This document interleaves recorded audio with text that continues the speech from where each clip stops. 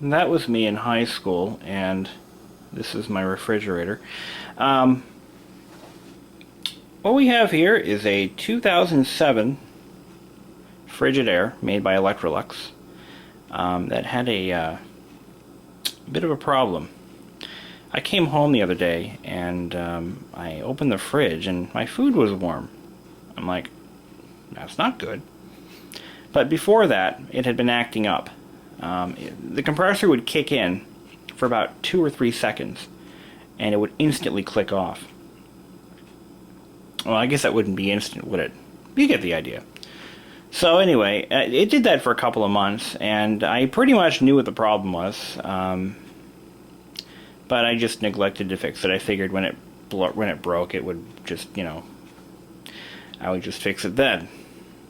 Kind of stupid when you think about it, because you'd lose all the groceries, but anyway, wasn't thinking. Sadly, the fridge is only like almost 5 years old. I bought the fridge when I was 22. I had just closed on this condo, and I needed a refrigerator because there wasn't one when I moved in, or when I looked at it. It wasn't going to be included.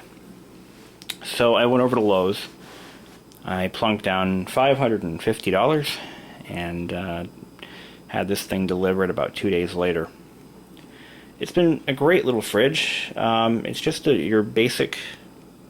It's one step above the base model Fridgidaire.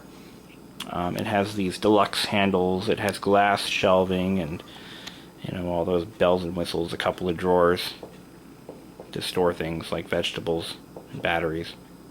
And anyway, it's just a great, inexpensive fridge. But there's a common problem with these. Actually, there's 2 issues that plague this particular type of fridge.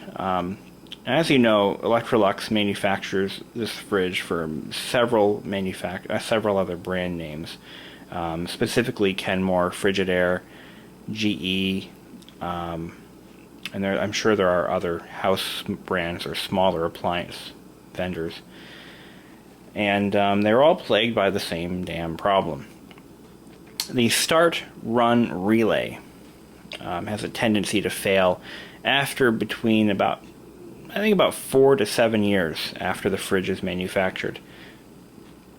And I've already fixed this one, and you will see towards the end of this video how it was done. It was the easiest thing in the world. It's also the cheapest fix in the world. It cost me $30 to buy the part online from Parts Direct and have it shipped to my house. $30. And sadly, most people would just, they would assume the fridge wasn't worth fixing. And they wouldn't want to pay to have somebody come over and fix it for them, so most people would just throw the fridge away and buy a new one. But it doesn't have to be that way. It's the easiest thing in the world, and if you have that symptom, or if the fridge simply doesn't start up at all, chances are this is the problem. And here we have the old relay. This simply mounts to the side of the compressor. It looks like this when you look at the back of the fridge. It doesn't have the pieces missing, hopefully not anyway. But the real issue is these contacts. These are the relay contacts, and they're completely burned. They're charred even. And this occurs normally in relays. It's just a fact of life. They're building these out of cheaper and cheaper metals every day, and this is what happens to them. Every time a contact is broken or closed, it creates a small spark. Over time, that arcing causes tiny little dimples or pock marks on the contact surface. Over time, those pock marks cause resistance between the contact surface and its contacting surface. In this case, we have, where's the rest of those? Where do they go to? Oh, here it is. This right here. This basically runs off an electromagnet. When it's energized, this rocks in one direction. When it's de-energized, it rocks in the other. What it actually does is, when the compressor is kicked on or the demand is there, It starts the compressor on the startup winding, and I believe the run winding at the same time. After a few seconds, or after it heats up or something occurs, I'm not entirely sure what, it switches off the run. It switches off the run coil of the compressor motor. So did I just say that again?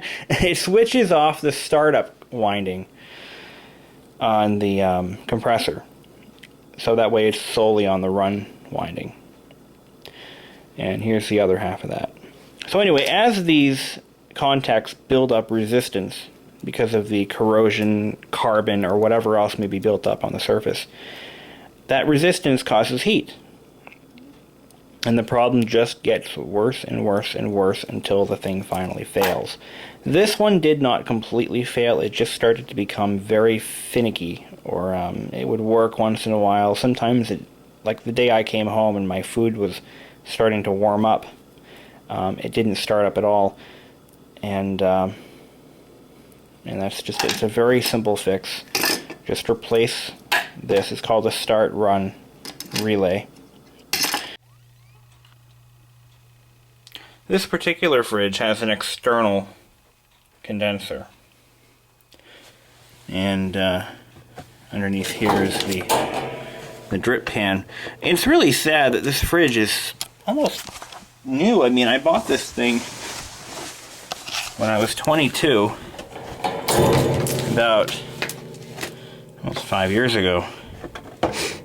So we're gonna just take this off here. Wash this out. This is the condensate drain. So we'll just set that aside. And here's the compressor. Now the relay we're replacing is this piece here. You want to be very careful when working around refrigerant lines, because they are under pressure. They are fairly susceptible to breakage. Now, I've never done one of these before, so this is kind of a learn as you go kind of thing for me. But I have a very, very good understanding of how refrigeration works. It's really not a very complex thing when you think about it. So let's get a good look at the replacement part to see what we might be in for.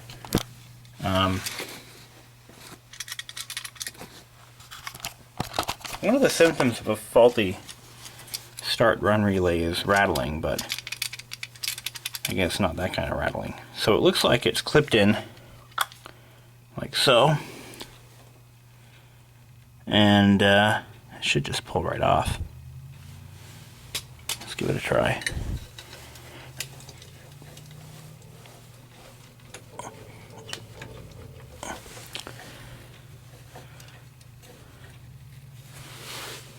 Yeah, I think it's just held in by the prongs. I don't see any external clips or anything like that, but I don't want to move this line here. This is where the system was actually filled from, and I don't want to bust that off. That could be pretty bad. So I'm going to get a screwdriver behind it and maybe pry it off. Alright. The camera, right? I'm using the camera kind of as a flashlight, so. Alright.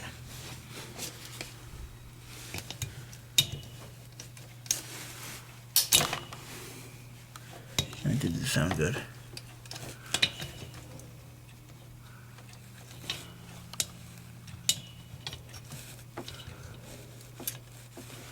Last thing I want to do is break the prongs. Oh, there we go. It's coming off. That would be pretty bad if I did that. Okay. Prongs are right here. And they are not broken. That's good. Now I have to make the disconnection here. There's the electrical connector. So I'll explain a little bit on how this works. The start run relay does two things. When the compressor starts up, it has okay, the motor itself has two windings. You have a run winding and a startup winding, which kind of provides a little bit of assistance to get the motor kicking, like a capacitor in a way. And what this does is it energizes both the run and start windings at the same time. And then once the compressor runs, it has like a couple second delay, it switches over to the run winding exclusively. Now this one doesn't really sound like it's broken, but we're going to open it up and see if it really is as bad as I thought it was. And we'll see if there's any, I imagine that there's probably some, because it didn't outright fail, it still kind of works.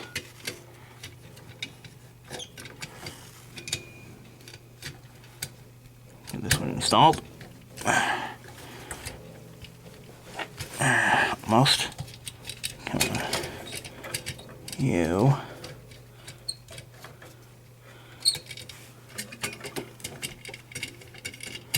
If we bend a pin on this compressor, it's all over. So you're going to want to be real careful when you're putting this in. Bending a pin would be just not good. But they're pretty sturdy pins. They're very thick. So I don't think that's going to happen, but you never know.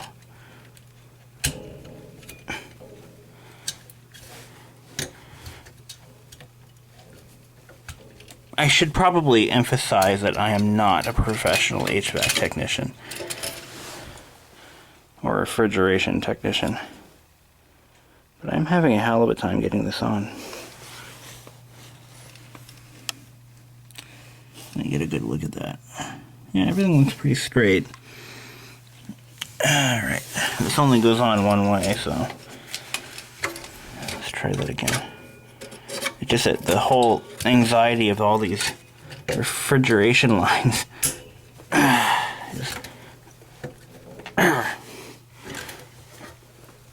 If my hand slips, I can do some damage. Come on. Come on. Let's pull that off again. It's at such an awkward angle, it's hard to get on. Alright, I'm going to try something a little different here.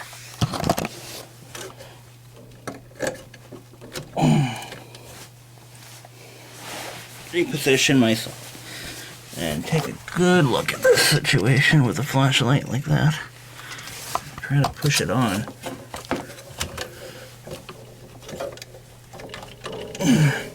Okay, now it's on. Alright, that wasn't so bad. I'll plug this in.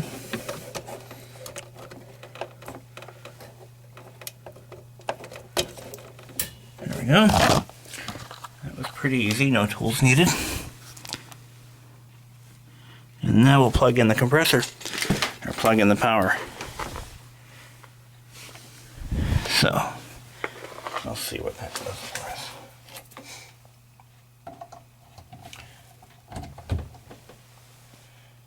Might have to turn the fridge up to get it to go. So let's do that. I'm going to put the camera down here and you'll get to see how it starts. Hopefully it actually does start. Okay. Started right up.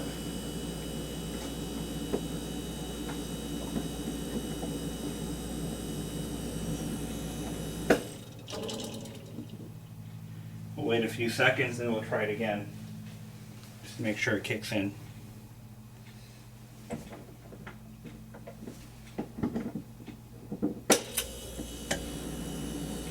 Okay. I think we're in business.